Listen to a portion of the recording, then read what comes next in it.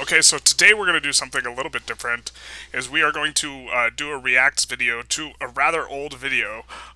This video is of Charlton Heston and Christopher Hitchens having a debate on the first Gulf War.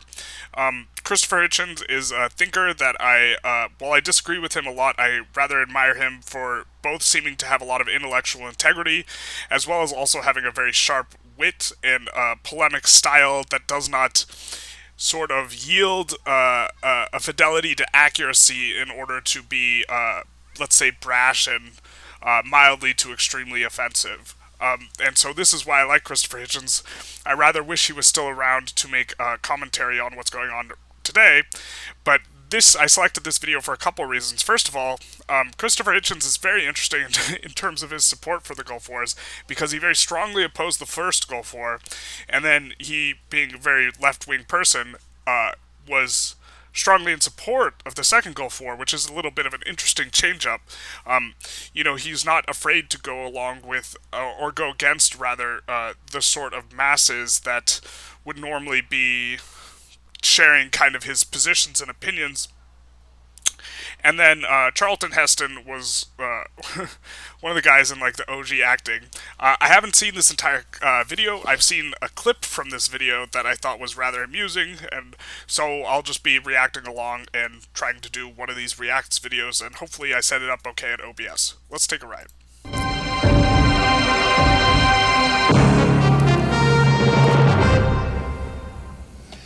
It will come as no news to anyone that the war in the Gulf has given rise to a war of opinions as events unfold on both the front line and the home front. Joining us today are two Americans with their thoughts on the Gulf conflict. From Los Angeles, actor Charlton Heston. Our other guest in Washington, D.C., journalist Christopher Hitchens. He is the Washington editor of Harper's and a columnist for The Nation. And Mr. Hitchens, first I apologize. He later went on to write for Vanity Fair for quite some time, and he's published a lot of books, although this is pretty early in his career when this video was done. Apologize to you for mispronouncing your name as we went to a commercial break just a moment ago. Thank you both for joining us. And let me begin with you, Mr. Hitchens, and I'd like to ask Charlton Heston the same question immediately after. How do you assess the progress of the war so far? How's it going? It depends how worthwhile you think it is to spend $1 billion a day to destroy the civilian infrastructure of Iraq, to make a permanent enemy of the Iraqi people and the Palestinian people, and to risk the lives of many other people in the region and shortly down the road many, many Americans in order to establish Iran as the dominant power in the Gulf, which will be the main outcome of the war. Christopher Hitchens was notably self-identified as a humanist, and so he would be like the opposite of a nationalist in the sense that he is concerned with like all of humanity and the struggling of individual peoples, and so this is kind of the perspective he occupies here in his opposition to the first Gulf War, and also later in his opposition to the second, because his kind of argument for opposing the second was Saddam was so bad that you just like had to take him out. Charlton Heston in Los Angeles, same question, sir. To begin with, I'm interested that you described me as conservative actor Charlton Heston, Mr. Hitchens as considerably less conservative commentator. You could have introduced him as liberal and me as considerably less liberal, or simply introduced both of us. As to your question, I think postponing the war now would have multiplied it by 10 times 2 years from now, when Iraq would have targeted Israel with nuclear weapons. That's the answer to that. It's war put off is not war avoided. Does Allied success at Khafji, in your view, Charlton Heston, serve to boost morale and confidence for the Allied forces? When reported as they are increasingly, I think that's a very large issue that on which I think a majority of the public agrees with me. In war, journalists, along with the rest of us, are expected to avoid giving aid and comfort to the enemy. Now, as an example, I've always hated this excuse or this like reason for like quashing dissent. Not because I think it's entirely illegitimate, but it just seems like quite lazy. Avoid giving aid and comfort to the enemy, and it's something you could just easily throw behind any sort of censorship effort. Like, today you could say that, like, criticizing the U.S. government is like helping China or Putin or whatever the enemies are, and so it's like, It's facile. I'm speaking of two very fine journalists that work for your network. Yesterday, CNN confirmed that Bernard Shaw, when he was evacuated from Baghdad, refused a military debriefing. His rationale was that as a journalist, he was a neutral. Who does he think he is, Switzerland? I think we also have the problem that Peter Arnett presents. He's a very fine journalist, the most experienced journalist covering the war.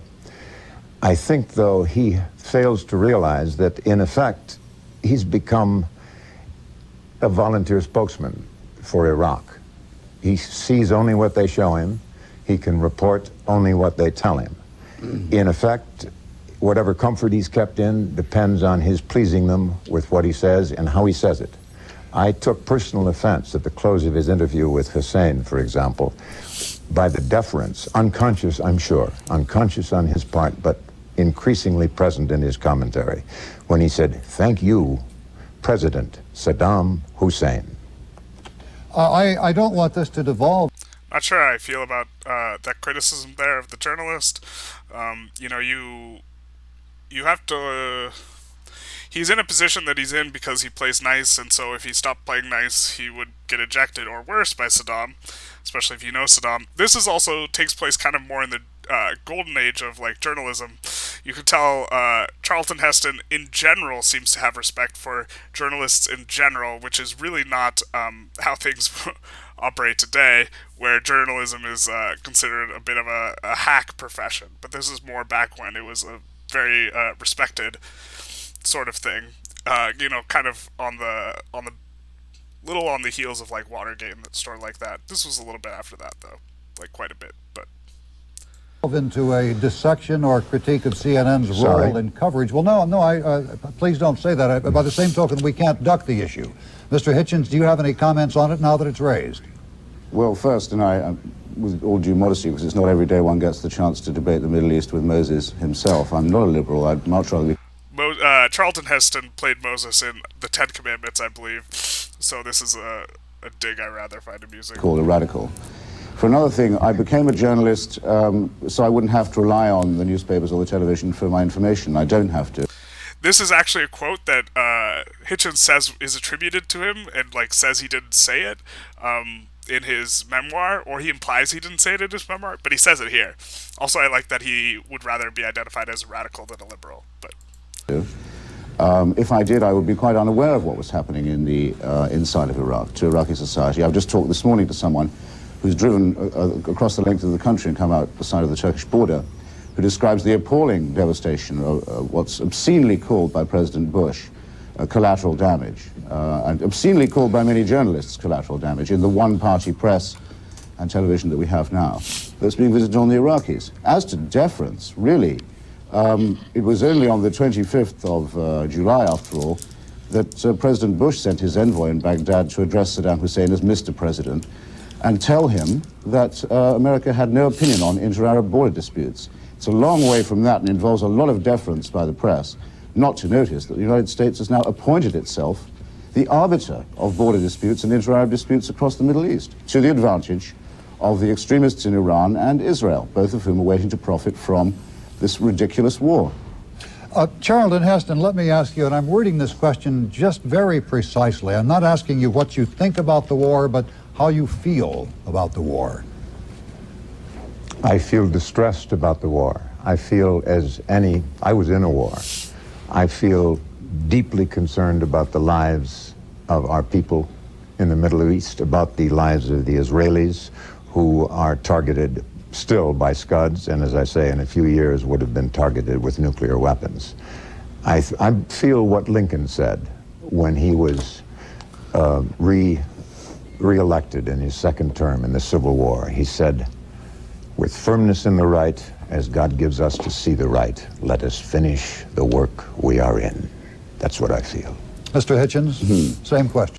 it's interesting to see how fear, like, we're 30 years later and there still hasn't been like nuclear exchange, is the euphemism is often given, so it's a little interesting to see the fear and uncertainty as of some sort of immediate exchange, you know, that was 30 years prior and nothing came of it. Well, not entirely nothing, but no nuclear exchange. On this question of nuclear weapons, look here, no one is more in favor of denuclearizing the Middle East than I am, for example, and have been since rather longer than the period that's elapsed since the 2nd of August. The United States has just, in the person of President Bush, vetoed the nuclear test ban treaty. It has addressed itself to no other party in the Middle East that's acquiring nuclear weapons or has acquired them.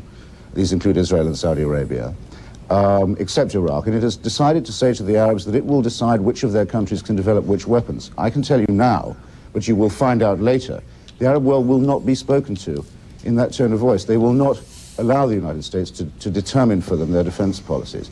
If you're for denuclearization, there's always been the option of an international conference on the Middle East and its regional and political problems, and that is the option that President Bush steadfastly refused from August 2nd till Desert Storm began, and refuses now. This is a... I rather like, you know, Hitchens' desire to be, like, consistent in terms of the nuclear, or just in terms of everything. He notices hypocrisy a lot. You know, we wanted the Saudis, our allies, to be able to have nuclear power, and the Israelis, but not other people. And so, obviously, this makes sense from a geopolitical perspective, but, like, that's going to be, like, upsetting on the receiving end. Course of absolute folly. Let me ask a question to Mr. Heston. Can he tell me clockwise what countries have frontiers and borders with Iraq, starting from Kuwait? Yes, indeed I can. Those borders are going to be very flexible, I think, and Iran and Iraq demonstrate that. But this is the classic Hitchens thing I like, where he's just like, look, you don't even know what you're talking about, my guy. You can't even name the bordering countries of this place. You should just sit down and shut up. I don't know I'm not sure of the answer. If I were to take a crack at it, it would be Kuwait, Saudi Arabia, Syria, and then I think Turkey, Iran, maybe? I'm not entirely sure. Let's see if Hitchens lets us know. You can you? Let me come to... It wouldn't take a minute. Let me come... Please, just tell me, clockwise. To your comment. Kuwait, Bahrain, Turkey, Russia, Iran. Exactly. You don't know where it is, in other words, do you? You have no idea where the country is on the map, and you're in favor of bombing it now rather than later on the whim of a president. Well, Mr. Hitchens, if I can interject just a thought here, I'm not sure that the instantaneous command of the geography of the region...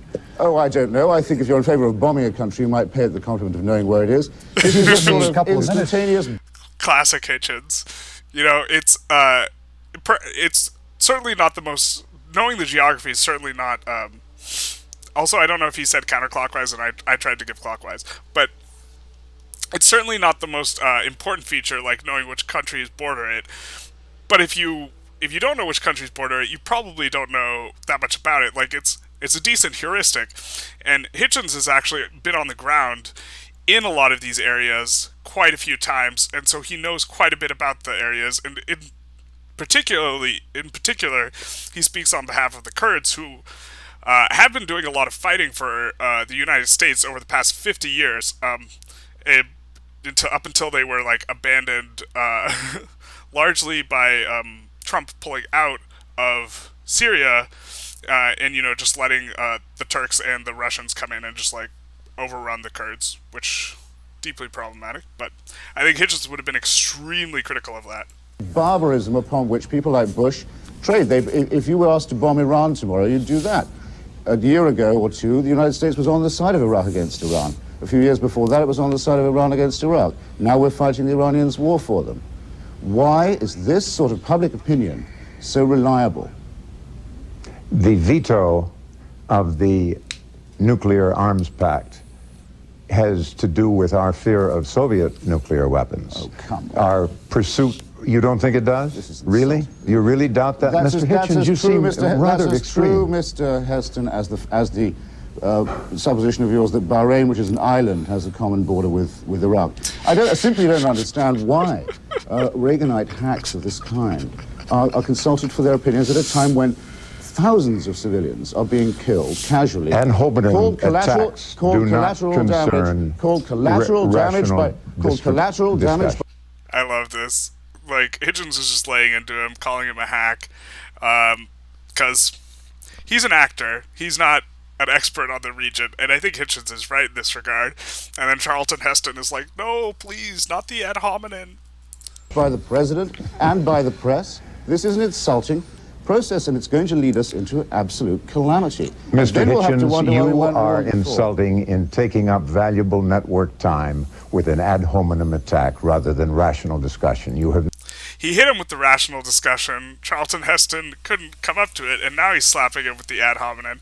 I certainly appreciate Charlton Heston's point, but I certainly also think he's not an expert on the region or what's going on, and certainly perhaps should not be like talking to it. And not addressed you could tell Hitchens is disgusted and annoyed, as he will. a single one of the issues raised. I've already given You're my giving opinion. a high school geography. He did give his opinion on the issue, and like I understand Heston's perspective, and this is why Hitchens is rather provocative, right? It's not he is not trying to have the most.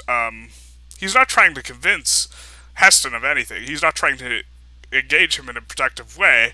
He just doesn't have time for this. So Geography lesson and a high school view of the consequences of the end purpose of this war. Keep your hairpiece on. Excuse me, gentlemen. Mr. Heston, let me ask you why such a large proportion of the American citizenry seems to be not, I would say, so much in favor of the war, but certainly supportive of the troops, supportive of the president. I think if you also could have to identify like one peak moment for news, their coverage of the first Gulf War is probably like they pulled in insane ratings during that time period relative to the rest of all of media, and so if you're going to identify like one peak time for like these 24-hour news networks, it might very well be the first Gulf War and the coverage of the first Gulf War, because it was back to back. It was really well covered, unlike previous wars, and it was kind of like the explosion of this media machine that is the 24-hour news network.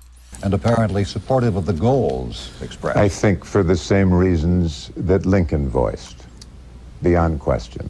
The American people as a whole are not quite as swept by their emotional convictions as Mr. Hitchens has demonstrated. Gentlemen, I appreciate the chance to talk to you, Mr. Sir. Please both stay there if you will. We'd like to resume our discussion in just a moment, but we have to take a break for just a moment. Be right back. Yeah, telling him to keep track of his hairpiece is like classic Hitchens. You know, bombastic and insulting, but also We are you know, I think he's very much on point with the fact that Heston does not understand what's going on in the region very well at all, and so maybe he should just shut up about it. hearing the shared views of the Persian Gulf War and the things surrounding it from two prominent people who make their views known in different forums. One is actor Charlton Heston, joining us from Los Angeles. The other, journalist Christopher Hitchens, who is joining us from Washington, D.C. Gentlemen, we welcome the relatively freewheeling nature of the discussion and encourage you both to jump in without waiting to be called on. One small point before we continue. Mr. Heston, you referred to our correspondent Peter Arnett in Baghdad as, and I am paraphrasing you now, not trying to quote you directly, in effect, I believe, acting as a spokesperson for the Hussein government. I didn't say acting as, sir. I said an involuntary spokesman. He has no choice. As I said, he can only report what he is told and describe where he is taken. And I didn't say acting as. All right, then do you question that? Do you question that as the proper role of a journalist in his situation? In his situation, I think you've heard of, I'm sure even Mr. Hitchens has heard of the Stockholm Syndrome. When someone is, in effect, a prisoner dependent on the support of the people around him, he comes to adopt their point of view. I'm sorry, I don't, and I hate to jump into this myself. I don't know about adopting point of view, but like you certainly, I think if you're like embedded with them, you kind of have to play along to get along. We'll see what Hitchens has to say. The point is that Peter Arnett has it within his power to leave anytime he wants to. The notion that he is somehow in the power. Well, he is certainly a unique asset, sir. The question is whether he is an asset to our side or theirs. Look, Peter Arnett, this is insulting. Peter Arnett has covered every serious As war I since, said, since as I Vietnam, said. and knows a great deal more about this matter than most of us. He's an extremely honourable and courageous reporter. He's nobody's Stockholm Syndrome candidate. He is, interestingly enough, he is the man to whom the American officer in Vietnam made the comment that the town had to be destroyed in order to save it, a process that's now being visited on a whole country, cheered on by people like Mr. Heston who don't know where it is. I was in Desert Shield myself, and if you're interested in the corralling of journalists, you have to look no further than what the Defense Department is doing with its pool system, which is a deliberate attempt to shield, to borrow a phrase, from the American public what it is paying for. We have yet to see a dead body on our screens. We've yet to be shown what the cost of this ridiculous war is in human terms. And a totally conformist system of coverage is imposed almost certainly unconstitutionally, but at any rate unilaterally, by the Defense Department. That is where... One thing that, they're both talking about how the war is getting covered in a skewed way because of the limitations of what journalists are exposed to.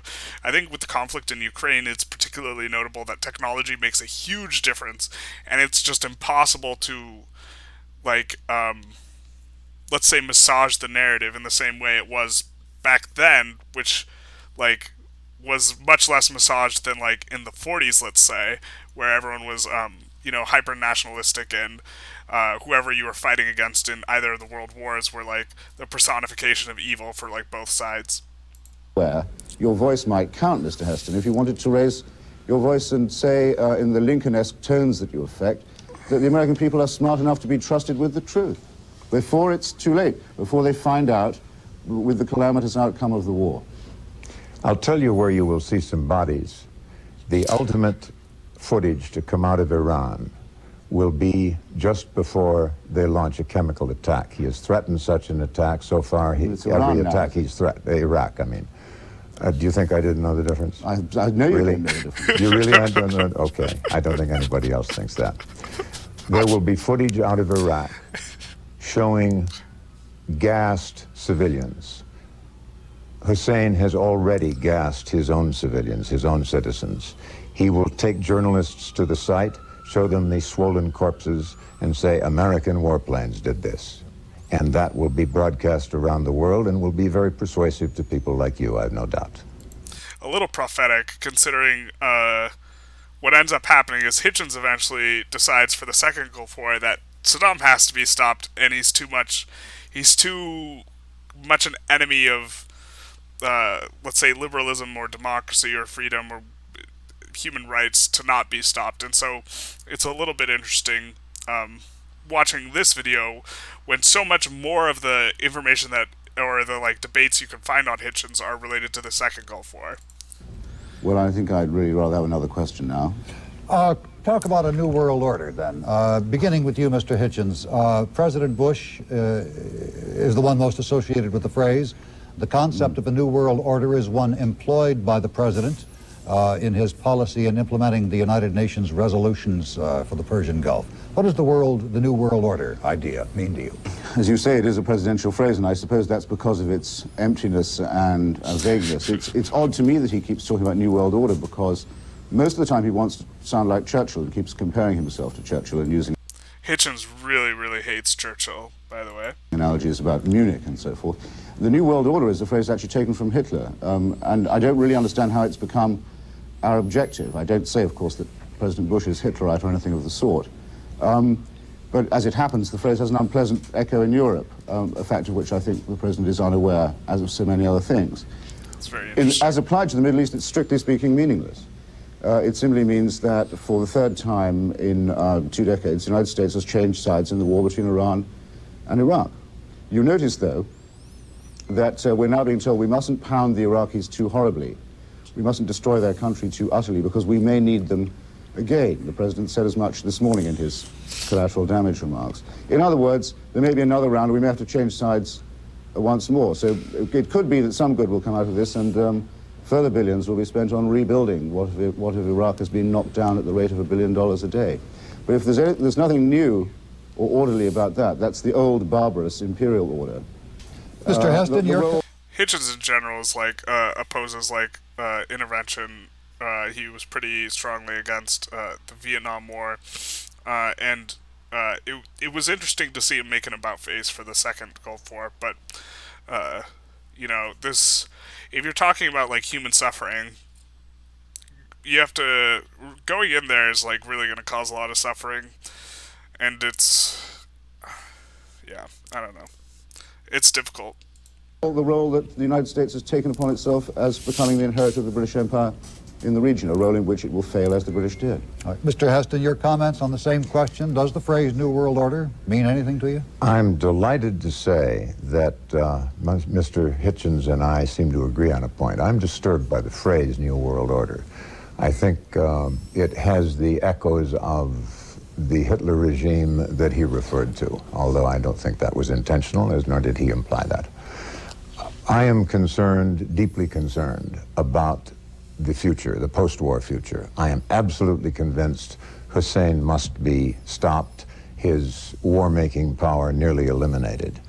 It was Gladstone, I believe, who said, and it's accurately, he said, a world leader, a leader of a country, a prime minister, a president, is like a man on a raft going down a river, he knows not where, armed with a pole to push himself off the obstacles on either side. That, regarding the future, is true, as the outcome of a battle cannot be, as Clausewitz said, a battle plan exists only until the first shot is fired.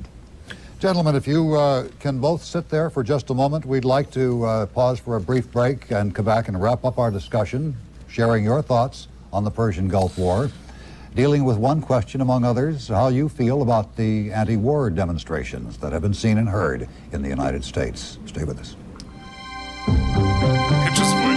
Heston's voice is just amazing.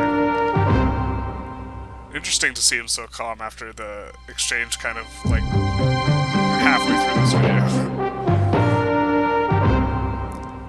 We are talking with journalist Christopher Hitchens and actor Charlton Heston. Gentlemen, the anti-war movement in this country has been vocal, at least. It has been covered. The news media are accused of paying too little attention to the movement by anti-war demonstrators, too much by people on the other side. I'm guessing Hitchens will be pro-demonstration and Heston will be anti-demonstration, but we'll see. Mr. Hitchens, what's your thought on it? Probably they've covered it a little too much. The American anti-war movement is a fairly pathetic and contemptible movement at the moment. It, like the administration, only worries about American casualties and has talked only about body bags, to use another current obscenity. There's the humanist instead of the nationalist there. It appears to have no real protest against the, for example, cutting off of water and electricity to the capital city of Baghdad that the great General Schwarzkopf accomplished the other day. And I think is probably riding for a fall until it develops some principles. What would be ludicrous, though, would be to say that it had been overcovered in point of opinion. I mean, those who are against this war on principle and the policies that have led to it are very seldom heard on television. The space is entirely taken up by military experts and people who support the Bush, Quayle, Schwarzkopf line on the area. That is where I think the media coverage has been at its worst. Mr. Heston, your thoughts? Yeah, that certainly makes sense. I mean, Hitchens put it well enough, I guess. Thoughts on the anti-war movement? I shouldn't interject. In this country, you get a chance to shoot your mouth off. I approve of that. I disagree with what they say. It's very good of you. Does the... Mr. Hitchens. No, excuse me, I haven't finished. Mr. Hitchens interrupted me. I think they have a right to say what they want to say. I disagree with it. They seem, many of them, very excessive, which is typical. Mr. Hitchens described himself as a radical. That is, I think, typical of radical opinion. It tends to be visceral rather than mental. Santayana said, and I guess this is a good wrap-up point, he who will not remember history is doomed to repeat it. I'm afraid, Mr. It's very interesting to see Heston coming out, you know, making arguments with like a ton of quotes. I think this was actually quite popular, you know, like 50, 60 years ago, to just like drop quotes, and now people don't drop quotes and arguments referencing people from ago. They're like, you don't see that very often anymore. So it's kind of interesting to see. Hitchens, in my opinion, falls in that category. Hitchens also uses If that statement quotes. was true, Mr. Heston, you'd be in for doing a lot of repeating of history. But I think the history of you and your politics is just about coming to an end. Gentlemen, thank you for talking with us. Thank you for giving me a forum here, sir. Thank you. Mr. Hitchens, thank you Thank for joining you. us. All right. We have heard, of course, during the course of the past half hour or so, a number of statements which involved assumptions, premises, which may or may not be accepted by many or all of our viewers. We chose not to challenge them. They were the expressions of opinions of the two people we interviewed. Our coverage of the Persian Gulf War continues in a moment. So I think this is it. Bit of an interesting interview.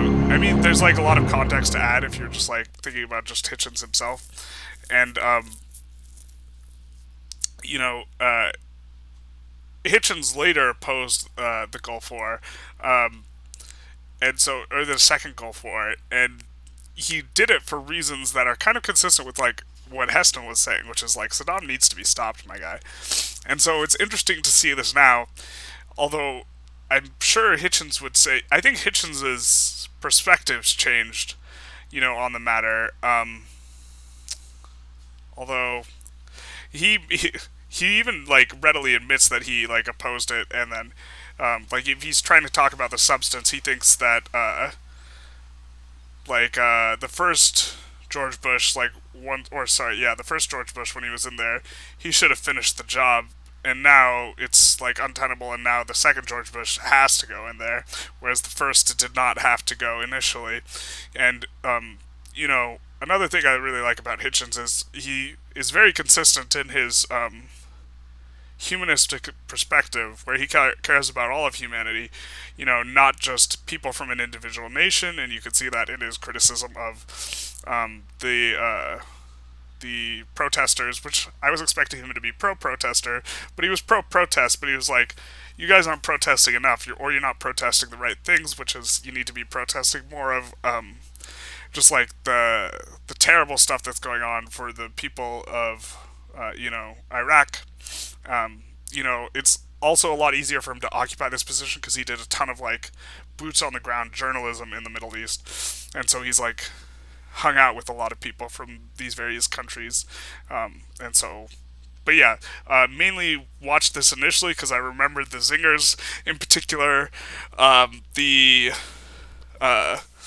see, the map one. Can you do it in a circle? In fact, I'm actually going to pause this recording and take a look at a modern map of Iraq and see what the answer is. Okay, so I pulled up a map of the region, and my guess was Kuwait, Saudi Arabia, Syria, Turkey, and Iran. And so I guess I left out Jordan. I'm not sure if at this time Jordan was bordering Iraq, or if I just missed Jordan. He did say 5 countries, and so I'm not sure exactly what the answer to his question was. It would be rather amusing if he didn't know that 6 countries bordered Iraq. Jordan is the most minor country. And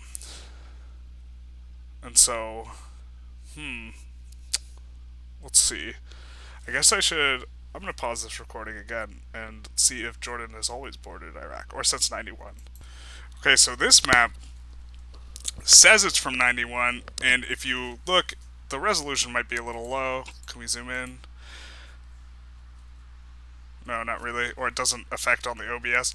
But Jordan is still bordering there, so I guess I would have to go back and rewatch the Hitchens thing.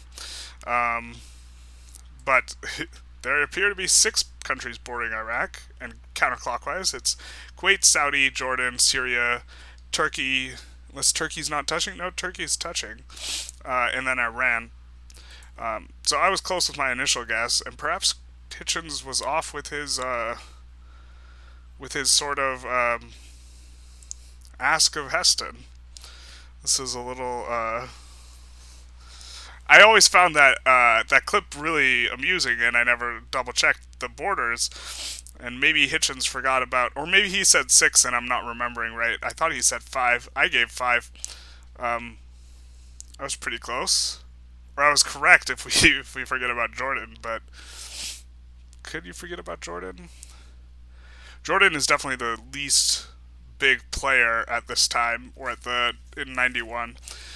Saudi is like Saudi. The United States' relationship with Saudi is like a giant mess. We basically, yeah, that's a problem, but I don't have a solution. We just like pump a ton of money into Saudi, and they've been bending over Yemen for like decades now. It's just really brutal, and they've been bending them over with our money and our weapons, and so like that's something Hitchens would undoubtedly be critical of. Um, I really have to watch this interview back. Maybe I here. I'm gonna pause the recording again and watch. Okay, it's not as nice, but I pulled it up. Bush steadfastly refused from August 2nd till Desert Storm began, and refuses now. This is a course of absolute folly. Let me ask a question to Mr. Heston. Can he tell me clockwise what countries have frontiers and borders with Iraq, starting from Kuwait? Yes, indeed I can. Those borders are going to be very flexible, I think, and Iran and Iraq demonstrate that. But it's interesting. can you? Let me come to. It wouldn't take a minute. Let me come to your comment. Kuwait, Bahrain, Turkey, Russia, Iran. Exactly. You don't know where it is, in other words, do you? You have no idea where the country is on the map, and you're in favor of bombing it now rather than later on the whim of a president. Well, Mr. Hitchens, if I can interject, I'm not sure that the instantaneous command of the geography of the region. Oh, I don't know. I think if you're in favor of bombing a country, you might pay it the compliment of knowing where it is. This is the sort of instantaneous barbarism upon which people like Bush trade. If you were asked to bomb Iran tomorrow, you'd do that.